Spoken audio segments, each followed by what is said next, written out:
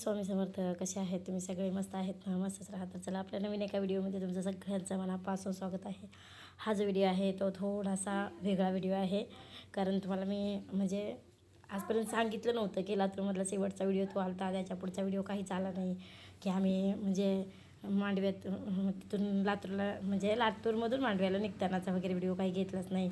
मग डायरेक्ट आता दवाखान्यातलाच व्हिडिओ कसं काय, त्या बेडवर कोण पडले, काय पडले, असे बरेच प्रश्न पडले असते. त्याच्यामुळे हा व्हिडिओ खूपच उशिरा येतो आहे, कारण आता अण्णाला आम्ही घरी आणले. कंप्लीट 15 दिवस झाला. आज त्यांनी दवाखान्यात होते. अचानकच आमच्या मागे दवाखाना लागला होता. अचानक म्हणजे काहीच नव्हतं. लोकांनाच तर प्रश्न पडला बऱ्याच जणाला की एवढं म्हणजे चांगले होते अण्णा, कसं काय अचानक दवाखाना आला ह्यांच्या मागं, कसं काय ह्यांचं एवढं मोठं ऑपरेशन झालं लगेचच, असं तसं. आता ICUमध्ये आहेत, होते कमीत कमी 4-5 दिवस ICUमध्ये होते. तर ते त्यांचं खूप मोठं ऑपरेशन झालं होतं, म्हणजे 23 टाके पडलेत त्यांना. तर 2 दिवस तर शुद्धीवरच नव्हते. आणि इथं ICUमध्ये असल्यामुळे थोडासा व्हिडिओ शूट घेतला होता, जास्त काही व्हिडिओ घेतला नव्हता, कारण दवाखान्यात जास्त व्हिडिओ करायला व्यवस्थित वाटत नाही.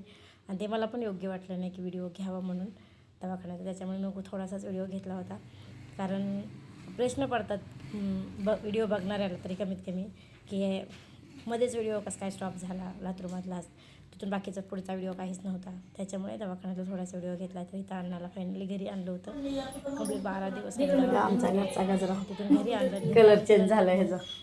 मध्ये पण गावाला लाईट नव्हती, खेडेगाव असल्यामुळे लाईटीचा खूप प्रॉब्लेम आहे, तिथं लाईट काही राहत नव्हती. हॅलो, श्री स्वामी समर्थ. कसे आहेत तुम्ही सगळे? मस्त आहेत ना? मस्तच राहतं. चला आता आपल्या मांडव्यातल्या व्हिडिओला सुरुवात झाली. गावातले इतके दिवस आपल्याला फक्त बाहेरचेच व्हिडिओ येत होते, आता चालू झालेत आपल्या घरचे व्हिडिओ. कारण शेवटचा व्हिडिओ ना आम्ही परळी वैजनाथला गेलेला होता, तर तिथून आम्ही इकडं म्हणजे डायरेक्ट दवाखान्यातच गेलो होतो, कारण अण्णाचं खूप दुखत होतं त्याच्यामुळं. तर आता आम्ही चाललो आहे आता देवाला. तिथे गेल्यावर दाखवते तुम्हाला कोणत्या देवाला चाललो आहे. तर हा दुसऱ्या दिवशीचा व्हिडिओ आहे. आणि आम्ही निघालो आता एक ठिकाणी. अण्णाला आणून दवाखान्यातून आणून ठेवलं घरी, आणि मग नंतर आम्ही दुसऱ्या दिवशी देवाला आलो आहे. कारण आम्ही मागे इथं म्हणजे इथं आलो होतो मागे, एकदा देवदेव करायचं होतं आमचं, तर तेव्हा केलं आणि आता डबल यावं असं वाटलं, त्याच्यामुळे मग आलो आहे आम्ही. कसं असतं ना, एखाद्या वेळेस आपलं मन इतकं म्हणजे इतकं अशांत होतं ना की काही केलं शांत व्हायचं काही नावच घेत नाही. टेन्शन, मग दगदगपणा, म्हणजे मन नाराज होणं, हे अशा गोष्टी जेव्हा होतात ना, तर तेव्हा आपल्याला देवाची आठवण येते. तर आमच्यासोबत पण तसंच काहीशी होत होतं या 2-4 महिन्यामध्ये. असं होतं आहे ना, आम्ही एक करायला गेलो की दुसरंच वाढून बसतं, दुसरं करायला गेलं का तिसरंच वाढून बसायला.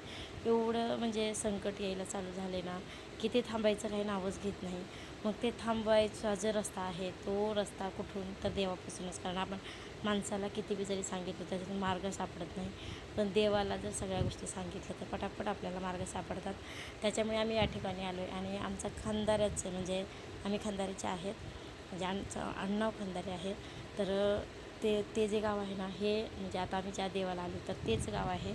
पण आमचे जे आजी सासरे होते तर ते तिथून इथं मांडव्यात येऊन राहिले होते. त्याच्यामुळे आम्हाला देवाला चालवा किती वाटेचे हेच चालवायचं आहे, काय म्हणतात त्याला? हां, सिंदूर नाही बाबा, वेगळंच काहीतरी म्हणतात त्याला.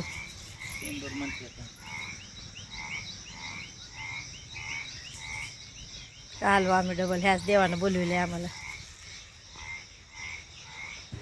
आणि हा जो देव आहे ना एवढा कडक आहे म्हणतात ना, आपण जे बी काही बोललं ना तर 100% खरं होतं. आमच्या म्हणजे एका चुलत सासऱ्याला तर ना ह्या देवानं आंधळं करून टाकलं होतं, पूर्ण आंधळं. म्हणजे आता काही चुकलं असेल त्यांचं, अगर कधी दर्शनाला गेले नसतील, अगर काही देवदेव ह्यांचा करायचं राहिला असेल काही, आता मला माहीत नाही, पण सांगतात की ह्या देवानं पूर्ण आंधळं केलं होतं. जेव्हा ह्या देवाला आले पाया पडायला, नाक घासून पाया पडले, तर तेव्हा कुठेतरी त्यांना दिसायला लागलं आणि मग त्यांनी जे देवदेव करायचं ते केलं. असं म्हणजे एवढी प्रचिती आहे या देवाची. आणि आम्हाला काही एवढी प्रचिती नव्हती, आम्हाला याचं काही एवढं वाटत नव्हतं. पहिले सांगायचे आपले म्हणजे पाठीमागले सासू सासरे वगैरे सांगायचे की हा देव खूप कडक आहे, खूप कडक आहे, देवस्थान एकदम कडक आहे, असं तसं. पण आपल्याला एवढा अनुभव नसतो त्या देवाचा. जेव्हा आपल्यावर स्वतःवर पाळी येते ना तेव्हा कळते की बाबा हा खरंच ह्या देवाचं ना म्हणजे खूपच खरं. आपण जे सांगतात आपले पहिले लोक तर ते खरंच आहे असंच म्हणजे नंतर कळतं की जेव्हा आपल्यावर पाळी येते तेव्हा. तर तसंच आमच्यासोबत पण झालं होतं. त्याच्यामुळे आम्ही इथं डबल पाया पडायला आलो होतो आम्ही. आमचं ते देव केलं त्यात काहीतरी चुकी झाली होती. आता ती आपल्याला तर माहीत नाही की नेमकं काय चुकी झाली असेल, काय झालं असेल. आपण स्वतःला दोष ठेवतो. पण ते सगळं देवाला माहिती असते की आपल्याकडून काय चुकी झाली आहे. तर त्याच्यामुळे आम्ही डबल आलो इथं.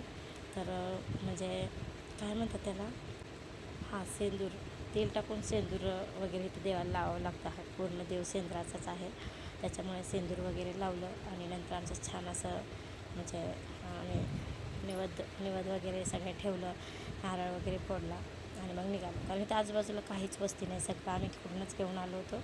इथं गाव होतं पण हे सगळं पाण्यात गाव गेलं. मग गाव दर्शन वगैरे आता निघालो आहे आता आम्ही माघारी.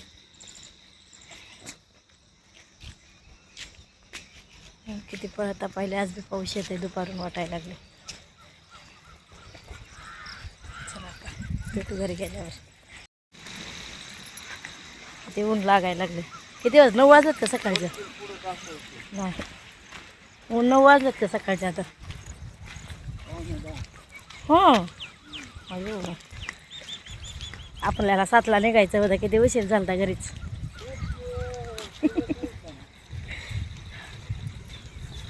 तरी मी किती साध्या साड्या घालते, फास्टमध्ये उरकायचं म्हणून, तरी उरकत नाही. बायकांचं लय लांबण असते.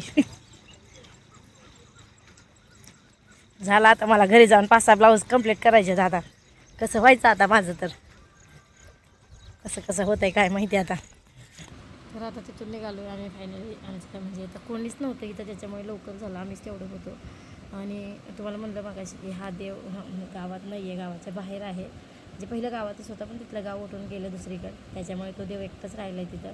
त्याच्यामुळे आजूबाजूला कोणीच नसतं, एकदम शांत वातावरण असतं. त्या देवापाशी गेलं ना तिथून येऊच नाही माघारी असं वाटतं, कारण तसं शांत वातावरण आपल्याला फक्त आणि फक्त देवापाशीच मिळतं, बाकी कुठेच मिळत नाही. तर आता फायनली आम्ही आलो आहे आणि ते एक ठिकाणी थांबलो होतो इथं, कारण अशा दृश्य सहसा बघायला भेटत नाही. बाहेर आलं इतकं भारी वाटतं ना की काय सांगायलाच नको, खूपच भारी वाटतं. तर आता आम्ही निघालो इथून. आता घरी पण जाऊन मला बरंच कामं होते, थोडे कामं कंप्लीट करायचे होते घरचे, कारण ब्लाऊजच इतके आले होते ना, नको म्हणताना मला त्याचंच टेन्शन होतं जास्त करून.